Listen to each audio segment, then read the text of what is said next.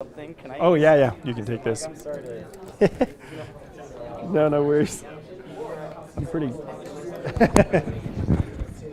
I'm agile. Stop the screen too. No problem. No, this is fine. Hello, everybody.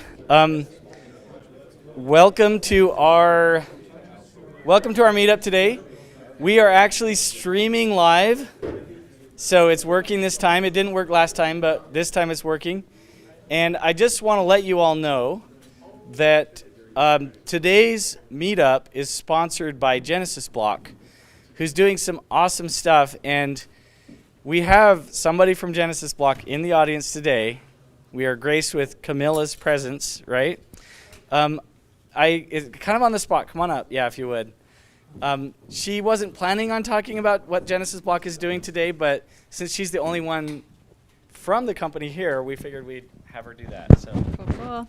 Hey guys, I'm Camilla, like vanilla, and I do marketing for Genesis Block. We are a fintech startup that specializes in DeFi. So what we do is banking services where you can get a cash account, deposit your paycheck, get a digital and virtual debit card, pay for your groceries, and then we also have a savings account, which we call the Earn account, where we leverage DeFi in the back end, so that way you can get a 15% APY. So our whole purpose is to take DeFi to the masses, to make it user-friendly, and we're doing that with like a seamless app, which is super exciting. But yeah, we're really excited to sponsor this event and to be here with you guys and to learn more about DAOs. So thanks, Camilla. That's awesome. We're grateful. Well, Genesis Block is providing the delicious food that you are eating right now. So thank you very much, Genesis Block. And we got Richard Carey here, and he is going to talk about the evolution of DAOs. And do you want me to give you 5 more minutes to finish? Okay, all right. Thank you very much. Thanks for being here, Richard. Yeah. Let you sit up there. And I don't know if this is working. Is this actually louder? Is this louder? I don't think it's working. It's not amplified at all, but it is important. Oh, got it. But where you have it on the call, Working well, okay.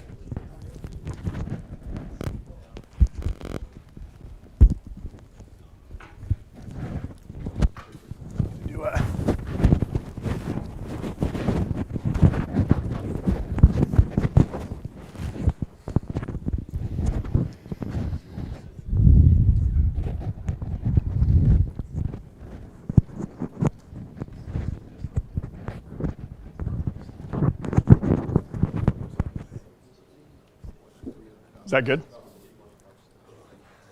That works.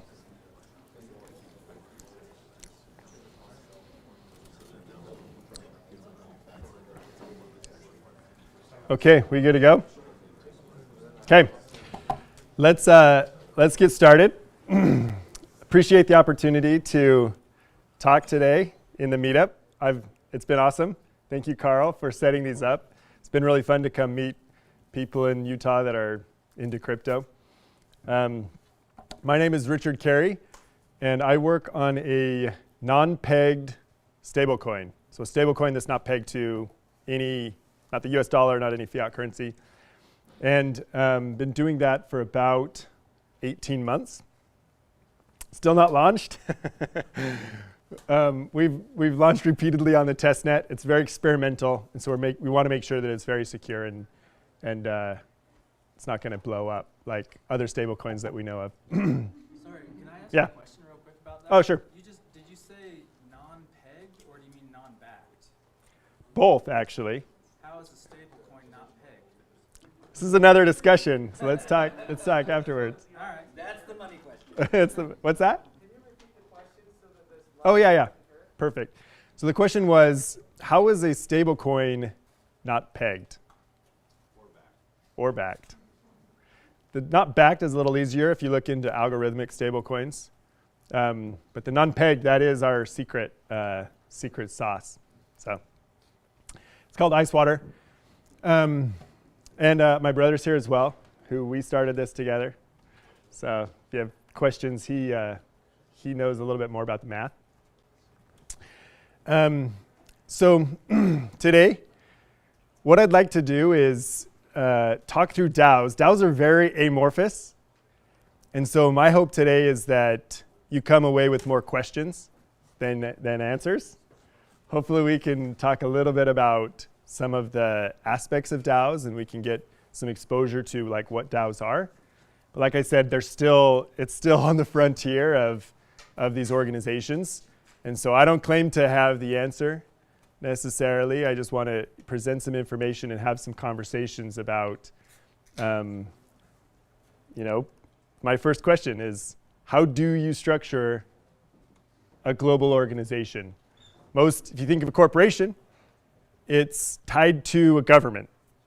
And so I think one of the innovations of DAOs is that it's not tied to any specific government, that it can be a truly global organization that's managed by the people that are in that organization. Maybe I'll do a quick who's like actually a member of a DAO? I want to get a sense of like who's in here. Okay. A few of you. Yeah. That's a good question. What does membership mean? In your DAO, you raised your hand. What does membership mean in your DAO? Well, it means that I'm getting paid for it. Okay. Yeah, getting paid. A lot of DAOs will have tokens that represent voting rights. We'll look at that a little bit later on. How about who feels like somewhat familiar with DAOs, just in general, the concept? Okay, so another third of us kind of understand DAOs. Okay, that's helpful for me just to understand where people are coming from. So I'm going to do a little bit of history.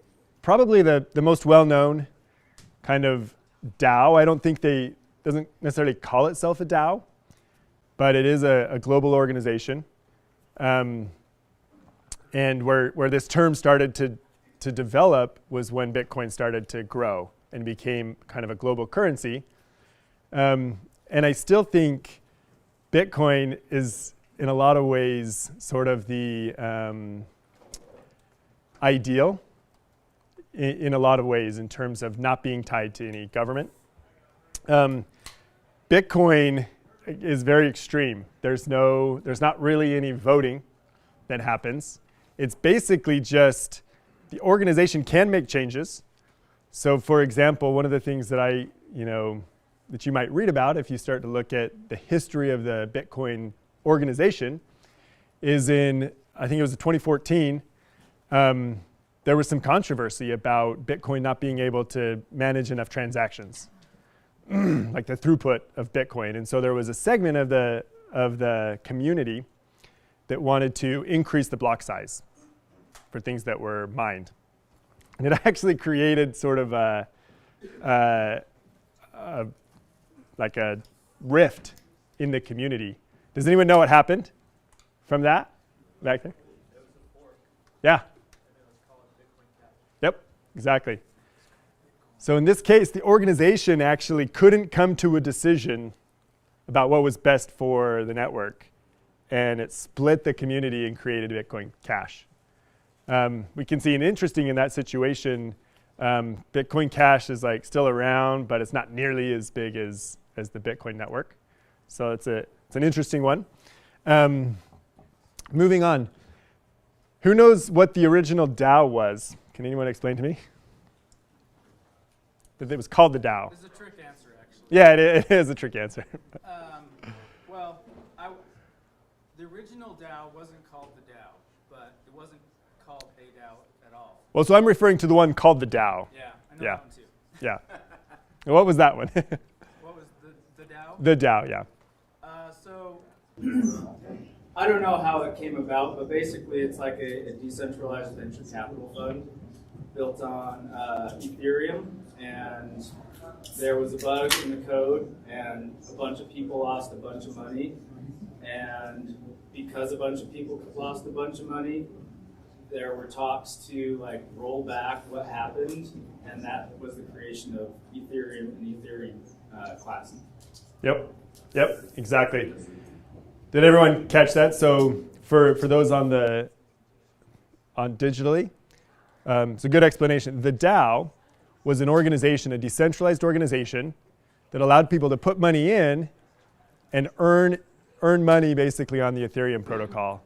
The DAO would vote on things to invest in on the Ethereum protocol. And so people just put a ton of money in. This was in the early days of Ethereum. It was by far the biggest thing that had happened on Ethereum. And there was a bug. And somebody stole $50 million out of the fund. And so again, it created this big controversy within the community. On one side, they were like, code is law. If there's a bug, then it's legal to steal. On the other side, it's like, hey, we should think about the intent. And like, the intent was not for people to like just take money out of it. The intent was to, yeah, Carl. Yeah, so one thing I was going to share is that Untitled Chapter, one of the main core developers of Ethereum and kind of like the benevolent dictator of the Ethereum community. Not really. I mean, he pretty much just stepped back. Benevolent martyr, maybe?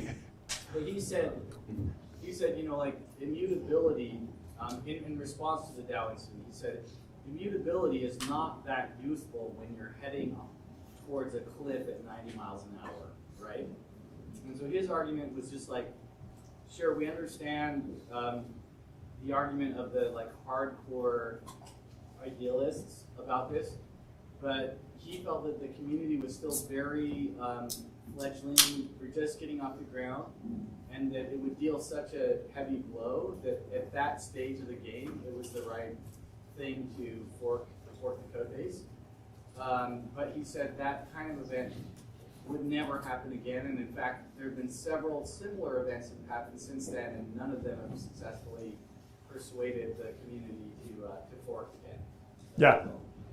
Yeah, no, I love that perspective. And what I want to do actually is imagine today, say there's a newer chain, say Avalanche. I know there's some Avalanche guys in here, and we're looking at Avalanche. Or even a newer chain than that. And a similar thing happens where there's a big hack. Say it's something new that has never happened on Ethereum before. So I want everybody to turn to your neighbor and discuss whether you think it would make sense for that chain. Say it was like over half of the total value in the chain was stolen. Do you think it would make sense for that chain to fork and actually erase that transaction?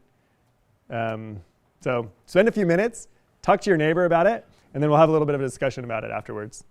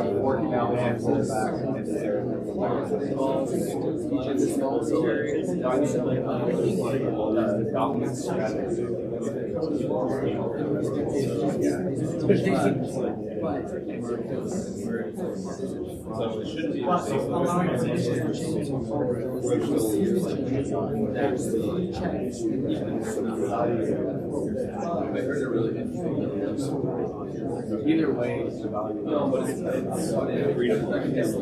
Like,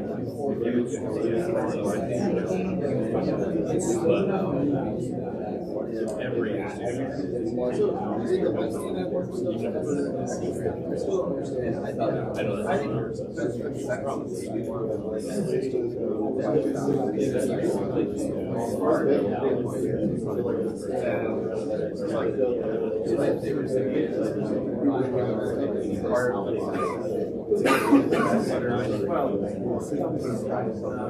Lightning has happened.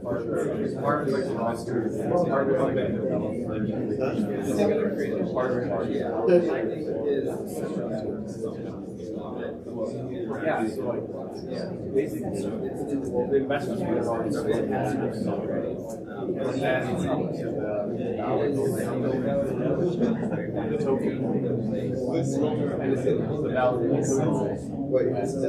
probably the question about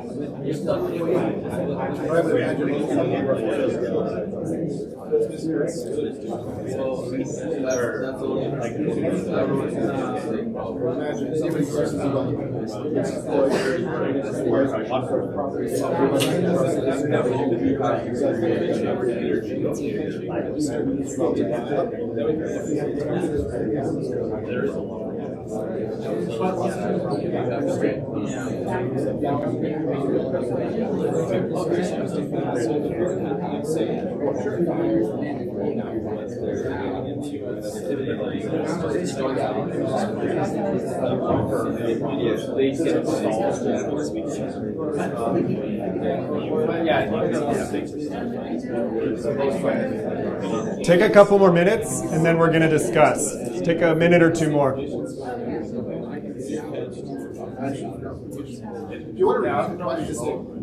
The question is if a small chain got hacked and lost 50% of its total value of the chain, would you be on the side in favor of forking it and reversing the transaction, or just leaving it be and continue on? You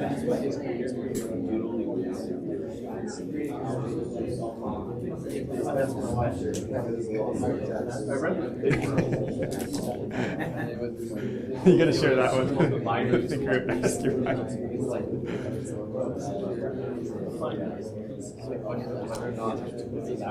Okay. Let's wrap up our conversations. I'm interested by show of hands, who would be in favor of forking it?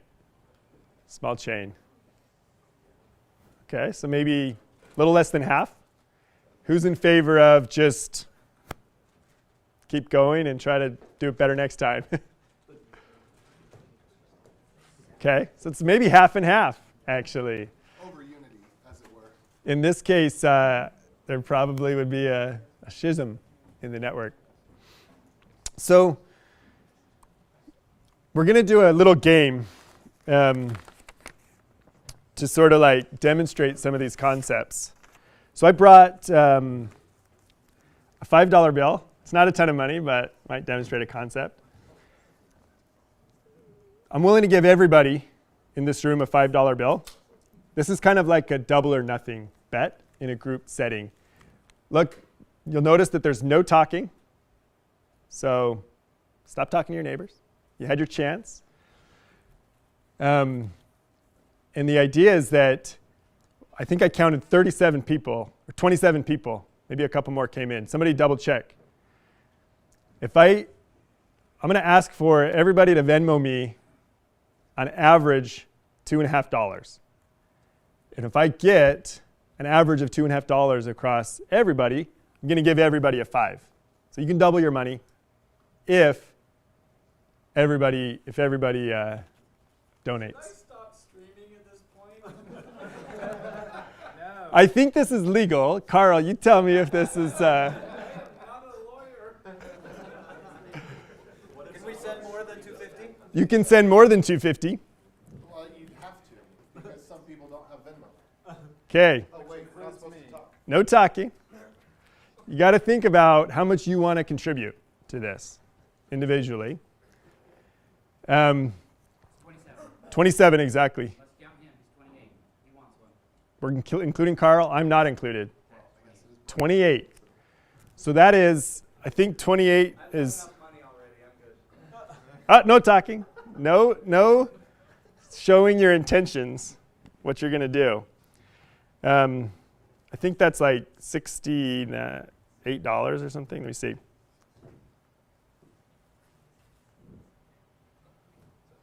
$70. It's an even 70.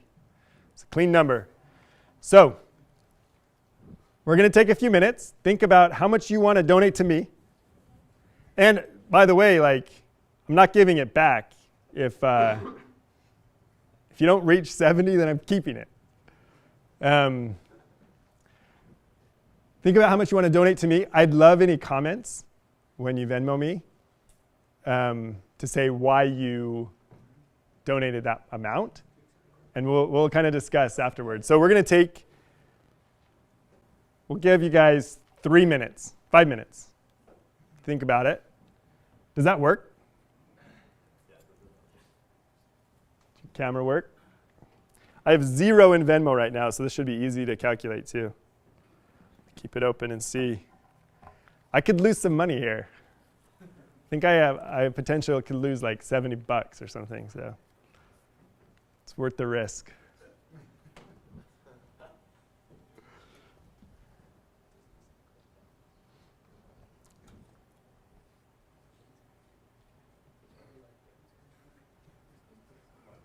No talking.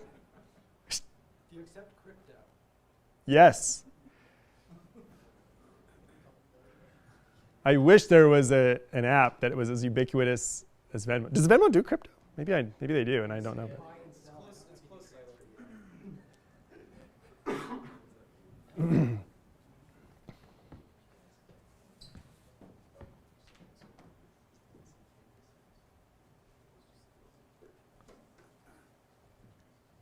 Confirm the last 4 digits of your phone number. You can skip that part.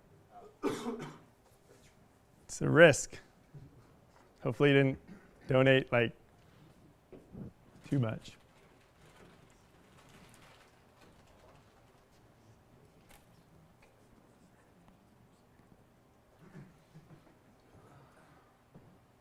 Remember to make your transactions private as well. It's cheating. That wasn't part of the rules. Private Venmo transactions. Code is law. It's not up there. PowerPoint is law. I forgot the dot between the 2 and the 5.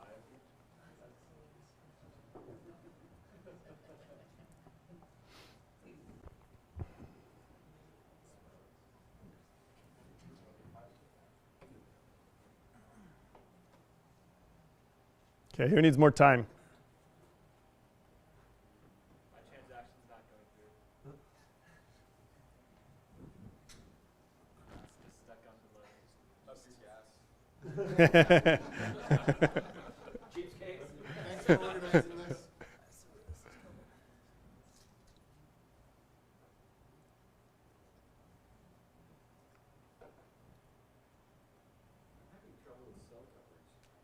Me too. If you need to step out of the building, you can. The guest Wi-Fi is New Year 2022. Yes, that is correct. No capitals. Everyone get that? Kiln guest, New Year 2022.